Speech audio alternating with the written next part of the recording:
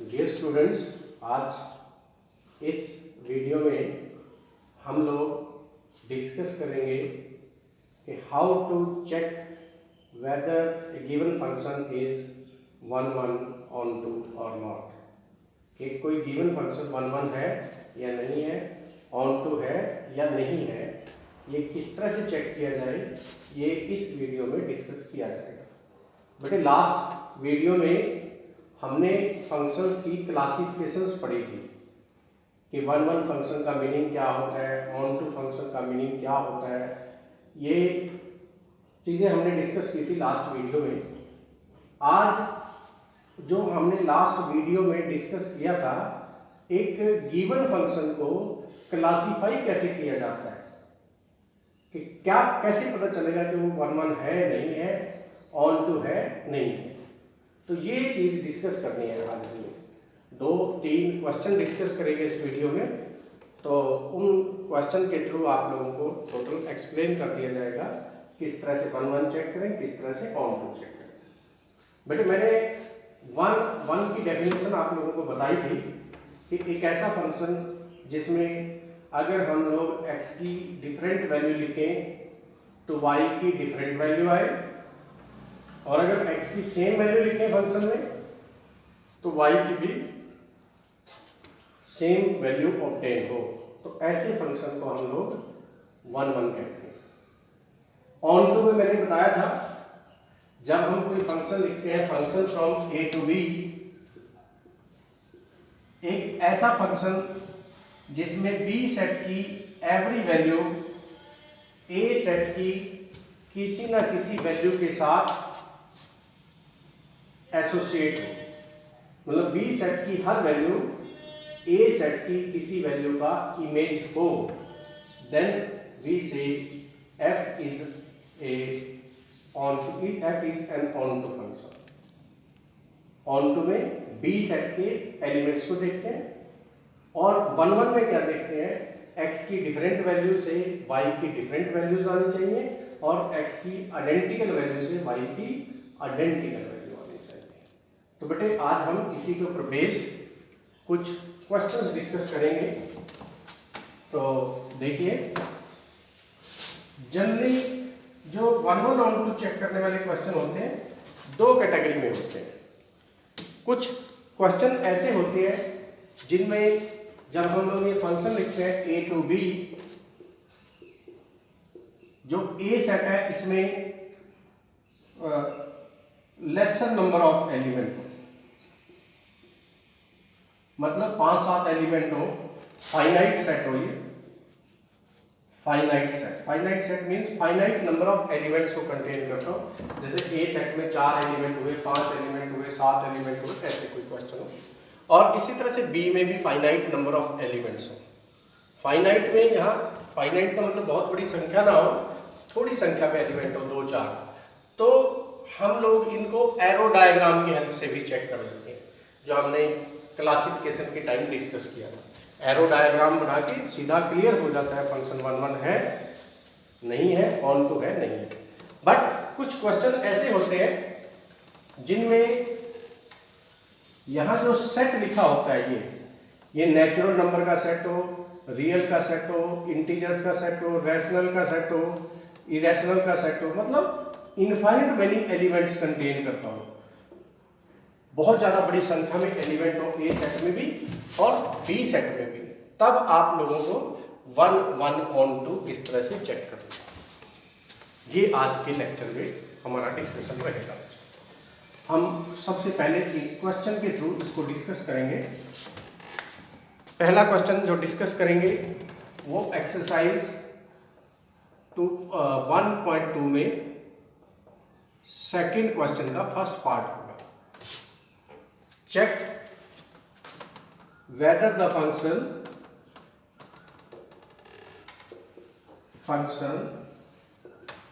f from natural to natural given by f(x) equal to x square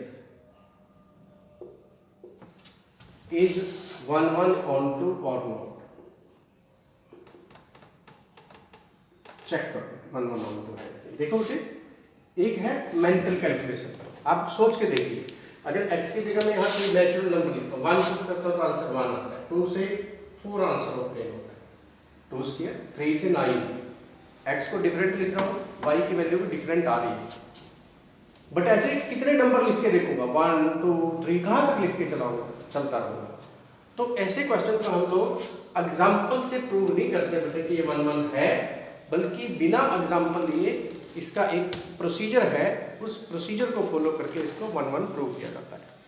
देखिए कैसे procedure में क्या है, हम सपोज करेंगे कि दो x की वैल्यू सपोज कर लेंगे जो इस सेट को बिलोंग करती है, राइट, और फिर प्रूव कर देंगे कि अगर y की वैल्यू इक्वल है तो ये तभी पॉसिबल होगा जब x भी इक्वल हो। मैंने आपको 1 1 फंक्शन की डेफिनेशन दी थी, फंक्शन को 1 1 कहते हैं अगर x डिफरेंट है तो y डिफरेंट आए, और x सेम है तो y सेम आए। तो हम क्या करेंगे, y को सेम लिखेंगे, इक्वल लिखेंगे, x कैलकुलेट करेंगे और डिक्लेयर कर देंगे x भी सेम आता है। अगर x भी सेम आए तो फंक्शन 1 1 हो जाएगा। देखिए कैसे करेंगे, प्रोसीजर देखिए, लिखेंगे late x1 x2 belongs to, जो भी यहाँ लिखा होगा वो यहाँ पे नेचुरल लिखा है, नेचुरल इंटीजर लिखा है, जो भी, such that fx1 equal to fx2। fx1 means ये y की वैल्यू है fx1, क्योंकि f y की वैल्यू को भी रिप्रेजेंट करता है, f और y आइडेंटिकल। तो आपने f के फार्मूले में x की जगह x1 रिप्लेस कर दें, x1 स्क्वायर और x2 स्क्वायर। अब इसको सिंप्लीफाई करना है। अगर इस सारे को सिंप्लीफाई करके हमारे पास x1 equal to x2 result obtain हो, उसके अलावा कोई और रिजल्ट ऑब्टेन ना हो, तो हम डिक्लेयर कर देंगे फंक्शन इज 1 1। अब देखिए कैसे सिंप्लीफाई करेंगे, x2 स्क्वायर को लेफ्ट में ले आएंगे बेटे, इक्वल टू 0, इसके फैक्टर बनाएंगे a square minus b square, a square minus b square से फैक्टर बनते हैं a minus b into a plus b is equal to 0। जब इन फैक्टर को लिखेंगे, either first factor is 0, x1 minus x2 is 0, और x1 plus x2 is 0। Either first factor is 0 और second factor is 0। जब आप फर्स्ट फैक्टर को 0 लिखोगे तो x1 की वैल्यू x2 के इक्वल आ जाएगी, और जो सेकंड फैक्टर है ये नॉट पॉसिबल फैक्टर है। Why it is not possible? सुनिए, यहाँ हमने x1 x2 को क्या लिखा था कि x1 भी एक नेचुरल नंबर है, x2 भी एक नेचुरल नंबर है। नेचुरल नंबर होते हैं काउंटिंग नंबर, 1 से स्टार्ट होते हैं, सारे पॉजिटिव होते हैं। अगर यहाँ x1 की जगह कोई भी नेचुरल नंबर लिखो, x2 की जगह कोई भी नेचुरल नंबर लिखें, तो सम कभी भी 0 नहीं हो सकता। और वैसे भी ये नेचुरल नंबर की प्रॉपर्टी है कि sum of 2 natural number is never 0, right, मतलब वो भी एक नेचुरल नंबर आता है, इसलिए कभी 0 नहीं हो सकता, ये पॉसिबल नहीं है। तो सिर्फ पॉसिबल क्या आया, x1 इक्वल टू x2। हमने क्या लिखा था, fx1 equal to fx2, that is y की दो इक्वल वैल्यू लिखी, सॉल्व किया तो x की भी दोनों वैल्यू इक्वल ऑब्टेन हो गई। y इक्वल है, ये तभी पॉसिबल है जब x भी इक्वल है। तो इट मीन्स फंक्शन इज 1 1। ये 1 1 फंक्शन हो गया। मतलब अगर सॉल्व करके यहाँ x1 x2 इक्वल आ जाए तो 1 1 होगा। ऑन टू 1 1 का दूसरा नाम इंजेक्टिव भी है। ऑन टू कैसे चेक करते हैं, ऑन टू में हमें क्या देखना होता है कि अगर y की कोई भी वैल्यू यहाँ से नेचुरल नंबर से ली जाए, क्या हर एक y की वैल्यू से x कैलकुलेट करना पॉसिबल है जो नेचुरल नंबर में हो। इफ यस तो function onto, if no function is not onto. जो ऑन टू चेक करना है वो y की वैल्यू को यूज करके x कैलकुलेट करके देखना है। मेंटल कैलकुलेशन करनी है कैलकुलेट करके नहीं देखना एक एक वैल्यू को, बिकॉज यहाँ तो देखिए इनफाइनाइट मेनी वैल्यूज हैं, सभी वैल्यू को एक एक करके पुट करके देखना पॉसिबल नहीं है। तो आप लोगों ने प्रॉपर्टीज को यूज करना होता है, मैथमेटिकल और नंबर्स की प्रॉपर्टी को। तो इसको लिखने का तरीका क्या है, लेट एफ एक्स को वाई लिखें, जो भी यहाँ एफ एक्स लिखा है इसकी जगह वाई लिख दें। तो यहाँ एफ एक्स की वैल्यू लिखें बेटे, और इस इक्वेशन से जैसे एक्स के इक्वल टू वाई लिखा है, इसको सॉल्व करके एक्स की वैल्यू कैलकुलेट करें। एक्स की वैल्यू कैलकुलेट होगी, x is equal to plus minus taking square root, और ये एक्स की वैल्यू कैलकुलेट होगी। अब हमें क्या चेक करना है बेटे, हमें चेक करना है कि अगर y की जगह हम कोई भी यहां से नंबर लिखें, दैट इज हमने ये चेक करना है कि अगर y की वैल्यू नेचुरल नंबर में से ली जाए, क्या x की वैल्यू कैलकुलेट करना पॉसिबल है सभी के लिए, बस ये चेक करना है। देखिए क्या कहा, दोबारा सुने बेटे, ऑन टू में क्या चेक करना होता है, हमें y की वैल्यूज लिखनी है, मेंटल कैलकुलेशन करना है, सभी वैल्यू को लिख के देखने की जरूरत नहीं है, एक दो वैल्यू लिख के देखें। अगर नेचुरल नंबर यहाँ है इंटीजर, तो एक दो वैल्यू लिख के देख सकते हो। रियल नंबर में प्रॉपर्टीज को यूज करके काम कर सकते हो आप लोग। देखिए अगर हम लोग y की कोई वैल्यू लिखते हैं, यहाँ x को कैलकुलेट करना है, अगर x हर वैल्यू के लिए नेचुरल आ जाए तो फंक्शन ऑन टू होगा, और अगर y की एक सिंगल वैल्यू भी ऐसी मिल जाए जिसको y की जगह पुट करने से x नेचुरल ना हो, तो we will declare the function is not onto here.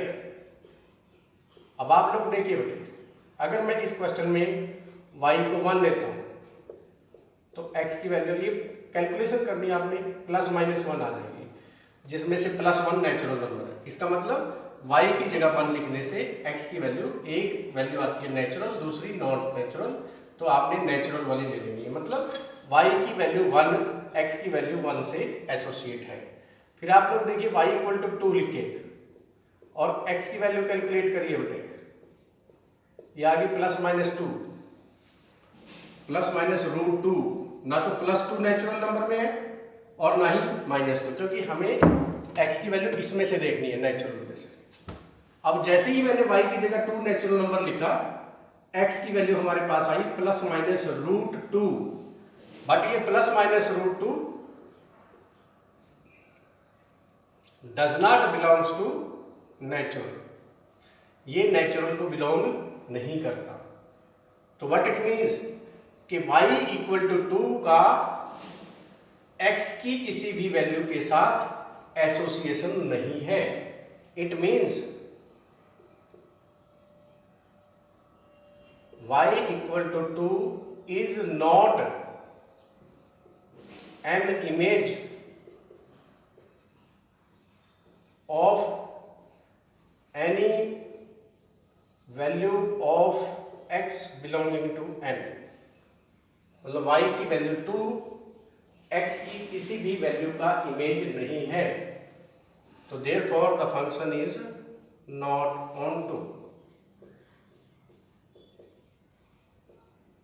ये फंक्शन हो गया नॉट ऑन टू। इस तरह से आप लोग किसी भी फंक्शन को नॉट ऑन टू प्रूव कर सकते हो। आप लोगों ने एक सिंगल वैल्यू भी अगर y की ऐसी मिल जाए, सिंगल वैल्यू भी, पहली वैल्यू देखी हमने 2 से x की जो वैल्यू आई वो नेचुरल नहीं है, और उसी एक सिंगल वैल्यू के ऊपर बेस्ड हमने डिक्लेयर कर दिया फंक्शन ऑन टू नहीं है। आगे कुछ चेक करने की जरूरत नहीं है बच्चों। ये था हमारा एक्सरसाइज 1.2 का फर्स्ट क्वेश्चन का सेकंड पार्ट। अब हम लोग बेटे इसी एक्सरसाइज का 7th क्वेश्चन का फर्स्ट पार्ट डिस्कस करेंगे। लिखा है f is a function from real to real given by 7th question first part, given by fx equal to 3 minus 4x। Check करो whether this function is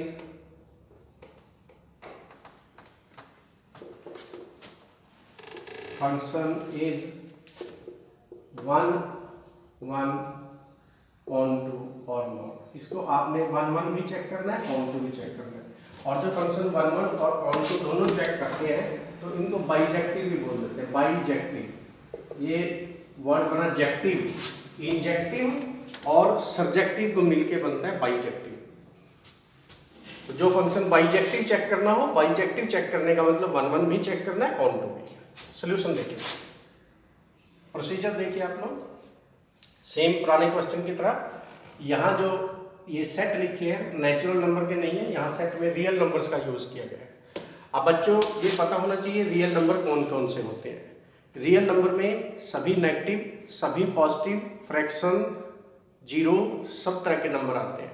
यहाँ भी negative, positive, fraction, root वाले, बिना root वाले सभी questions आते हैं, सभी नंबर्स आते हैं।